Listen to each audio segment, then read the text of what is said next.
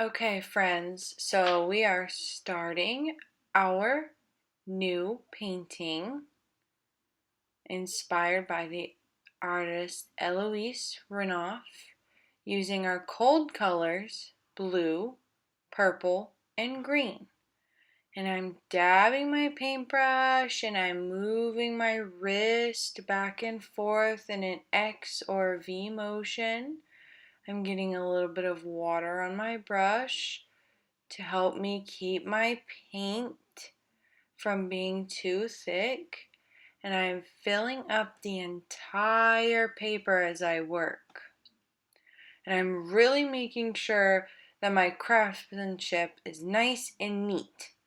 I'm not trying to make it a scribble, I am trying to do my best to move my wrist back and forth to create a lot of motion in my background. For right now, I'm focusing on filling up with one color, and that one color is blue. Now I'm going to rinse, rinse, rinse, and wipe my brush off. Wipe, and then I'm getting a new color, purple. And now in between those other spaces, oh, actually it's dark blue. My apologies, friends. So now I am taking my dark blue and I'm coming in between those empty spaces that are left over, and I'm filling those in because I don't want any spaces left. Remember, we are trying to fill in and create a really complete and full first layer for our artwork. Our background is important because it is the base for everything that is to come for the rest of our artwork. Now I'm rinsing my brush again. I'm going to wipe it off. And now I'm getting a new color. This time I am getting purple. And now I'm coming in between those spaces again. Maybe I'm putting a little bit of purple on top of the blue. It's okay if they blend. They're all cold colors. And since they're all cold colors, that means that they can overlap and they can blend together and they can still be beautiful. Whoops, got a paintbrush in the way. I'm still filling in with my purple. And now you can see that my artwork is getting fuller and fuller, and I am almost completely done with filling in all of the spaces. Now I'm rinsing my brush again, wiping it off, and I'm getting green, my last cold color. And I'm just putting my green here and there in little patches. I'm not going crazy. I don't want to mix all my colors together. I'm trying to create layers of movement to fill up my paper, moving my wrist back and forth. Now that my paper is all done and it's nice and full, I'm going to take it to the drying rack. Okay, friends, now we are going to start printing on our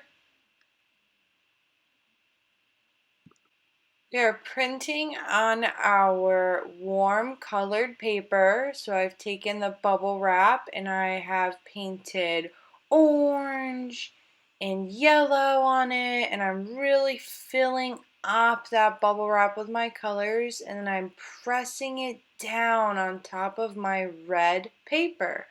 And this is what printmaking is. Printmaking is transferring one image to another using objects or different materials of things. There's so many ways to print make, and here we're using the bubble wrap. So now I've rinsed my brush off and I've wiped it, and now I'm putting red on top. And the red, orange, and yellow are all warm colors, so it's okay for them to mix together. I do need to add more layers of paint onto my bubble wrap. Ooh, now I'm going in a new direction. But I need to keep adding new layers of paint and transferring them because eventually I won't have enough paint on my object to print anymore. When I am done, I'm going to take this paper and I'm going to set it off to the side, and I'm going to get another piece of warm colored paper to start printmaking in a whole new way. Now this time I'm taking my sponge, and I'm getting a little bit of green, and on the end of the paper roll I am pushing down after painting it. So I paint the bottom of the roll, and then I'm pushing down to create these really neat circles. So now I'm printmaking using just a regular old paper roll from my house.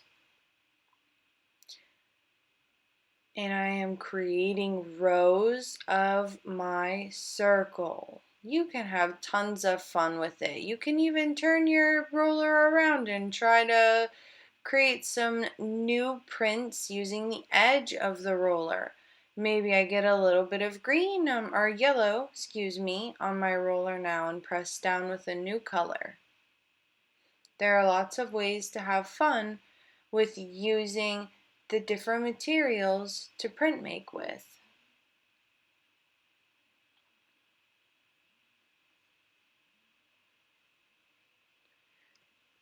And I'm going to keep pressing down. And you know what? Maybe it doesn't show up all the way. That's okay. That just means I need a little bit more paint and I can keep going. Now I'm using my paintbrush to push down and create a layering effect with the green. So my red and green blend together a little bit to create new interesting layers.